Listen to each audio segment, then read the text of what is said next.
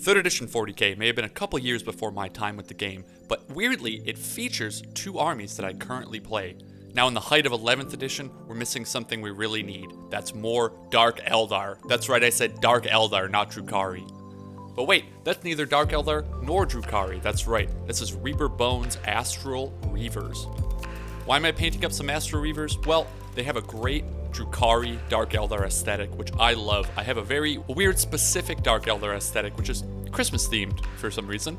And I find that their range is lacking, not necessarily in diversity, but definitely in model count, the amount of different kits that they have.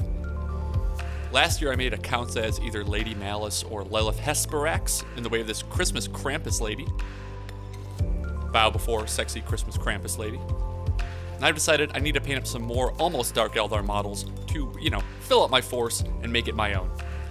These really caught my eye in the store just because they're like classic feeling, single piece metal miniatures. They're chunky, they're probably a bit too tall, but they're very, very cool and they have the correct aesthetic.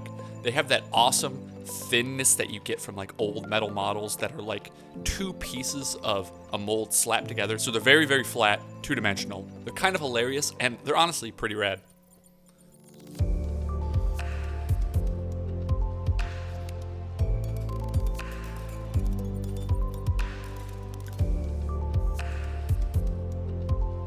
We have, I'm assuming like the leader guy, I don't know, he's very cool. He's looking off into the distance, clearly looking for something to raid and attack. We have a lady with a very angry old woman kind of face, but she's got a big ass sword. Well, they all have big ass swords. And then we have the ugliest mother effer I have ever seen in my life. This dude is hideous and he's gonna fit right in. So today I'm going to show you a quick and easy way on how to paint up some awesome Christmas Drukhari models.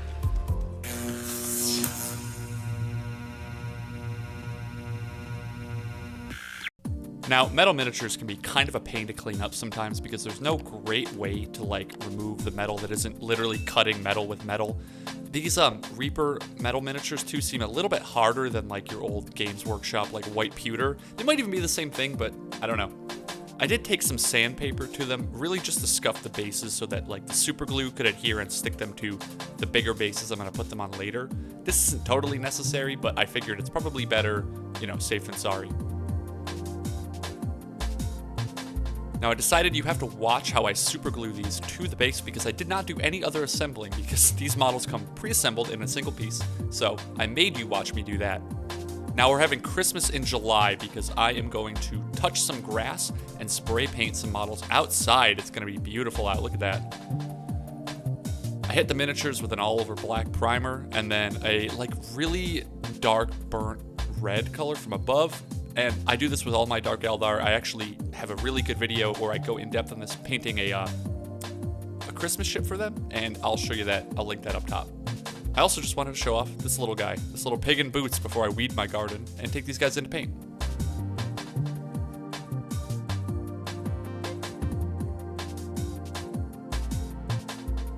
Now with our miniatures primed, they're looking great. I've always said you could just spray paint your miniatures with 2 colors and then give them a nice base and you could throw them on the table and you can be happy playing with that. It's better than gray plastic. These are kind of the colors we're going to use. We're doing Christmas, obviously, so it's a lot of red and green, and then gray to break everything up. And actually, I do gray skin so as to not take away.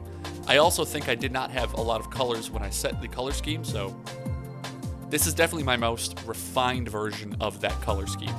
Now, if you know anything about me, especially lately, you know that all of my base coats are just dry brush base coats. So we're going to slowly work in our resplendent red up and up and up, adding a little more and a little more volume color each time, just to build up that volume. And nicely over this zenithal of the burnt red, we get amazing rich shadows that are really, really going to help later. And granted, I do cover a lot of this up, but you can see what we're working with.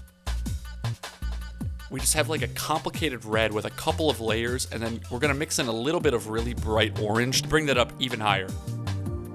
Red can be a tricky color to highlight because as you see here, you can sometimes do too much orange, which luckily we're going to tamper all of this back with some washes, so it should be fine, but you can go overboard on the orange, and you can also make it way too pink.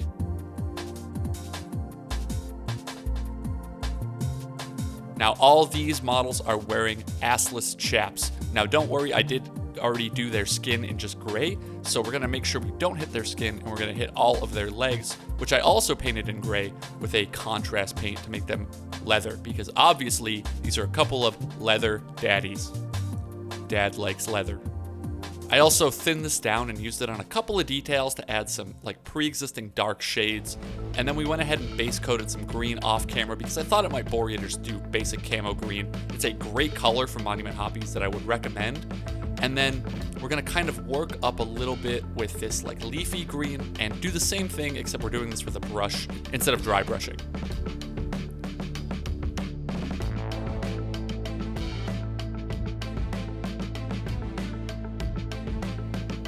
Now, I wanted to make sure each model had a little bit of different pops of color in different places. So our lady here, she's got a sweet green mohawk, and our ugly guy, he has a green loincloth, just to like change everything up so they're not all wearing exactly the same uniform.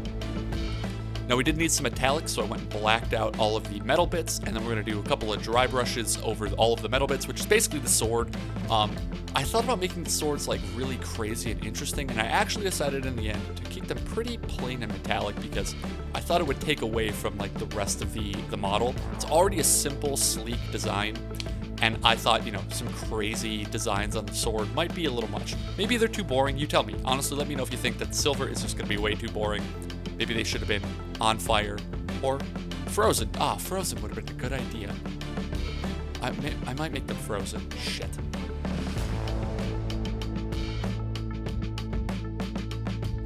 Now, with all of our base coats done and some really basic layering, this is when we have to hit them with an all-over wash. And what do we always use? That's right, it's marine juice. Check out any other video on marine juice, but I did add a little more black wash in its marine juice than normal, mostly to like help bring up their skin, because their skin was darker. And I actually think this ends up being mostly black wash and medium with like a splash of marine juice rather than the other way around. I've been on the fence a little bit with black wash lately because I feel like it might make things too dark, but here I think it's going to be perfect, and I think it's what I did on all my other models. Now after we, you know, pull away some of the excess and the recesses, we're going to let these bad boys dry.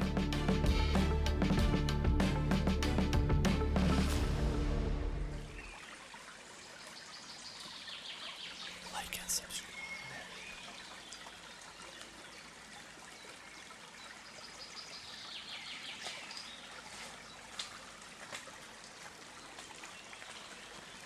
Now with our washes done, all we have to do is some highlighting, and you know how highlighting works. You take your base coat, and then you take like an ivory or a color like that, and you mix it in, and you make them brighter and brighter. Now obviously with red, we're going to use orange because I lack any of the colors in this specific Warpaint's Fanatic series. We're just going to mix in orange.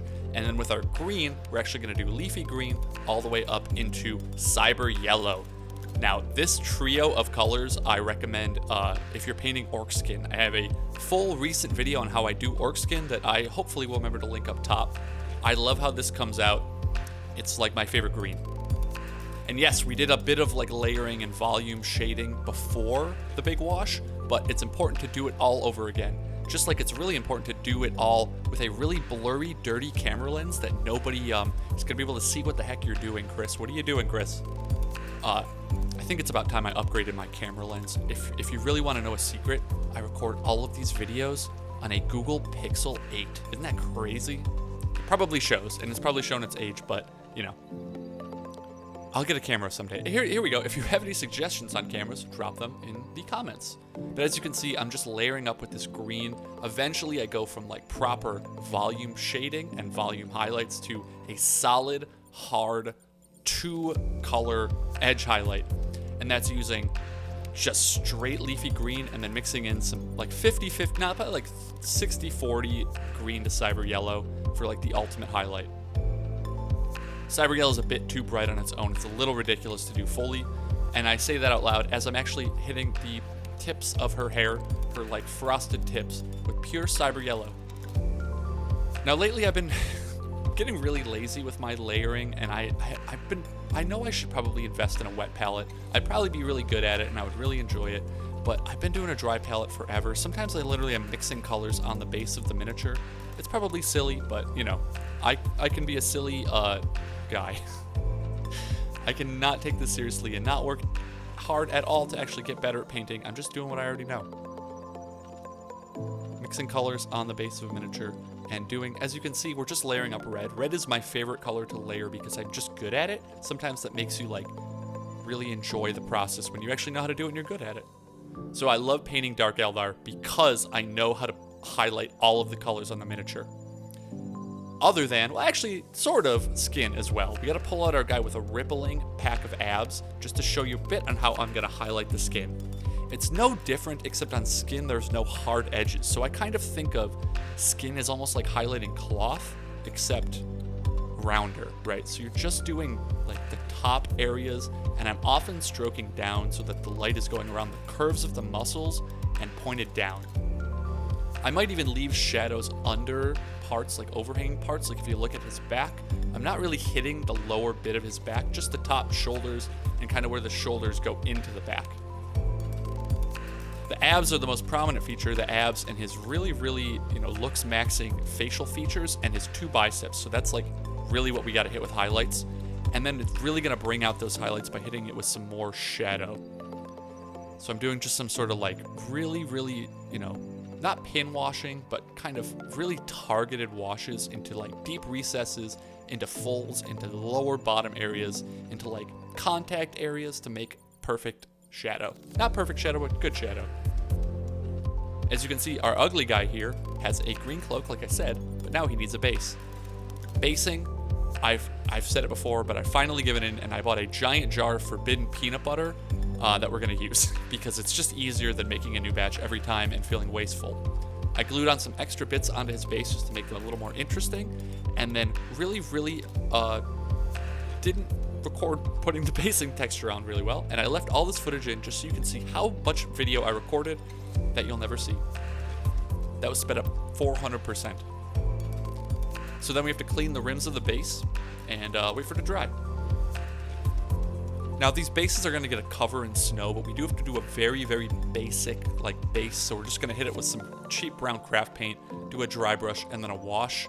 And then I took some metallics off camera and also punched up the metallic effects. Now this is the real sauce. This is a box of winter effects I bought at a thrift store for like $4, and it has served me well for the remainder of this army. I used to do the expensive Citadel little box of like Avalanche whatever, but this stuff is really great, and you mix it with Mod Podge, and I have enough of it, and for $4, I'm not complaining. I will never ever be able to replace it probably because this box looks like it's 20+ years old. So, I threw on a couple of frosted tufts to put under the snow because obviously the snow is going to be on top of the grass. It's always important. And then we take our fun little snow powder and we put it in a little shot glass and we mix it with 2 types of Mod Podge actually. I decided to do matte Mod Podge and sparkle Mod Podge just because either I did it before or the snow has a little sparkle in it, so I wanted to make sure it matches my other more modern snow bases. So we go sparkles because who doesn't like sparkles? Yeah. And then you kind of mix this up till it has like the consistency of, I don't even know, like, not like oatmeal, a little thinner than oatmeal. I don't know, you see what it looks like. It looks like modeling snow. It's the consistency of model snow. Yeah, that's it. And then we just slather that all over this miniature. And it's gonna take a good solid few hours to dry, so just leave it overnight and it's gonna look great, promise. It's important to pack the snow like where you think snow would fall. Snow kind of settles well. If you don't know what snow looks like, look it up. I live in Buffalo, so I know what snow looks like. Then after all that, we let them dry overnight.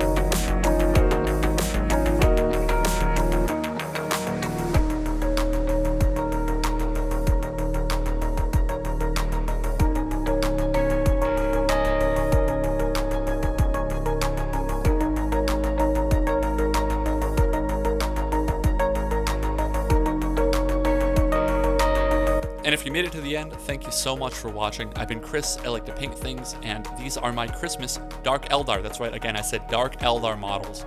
I'm trying to do some quicker videos like this, which are just like basic painting, maybe quick conversion idea videos, to have like something in between bigger projects. I'm trying to figure out how to do that efficiently.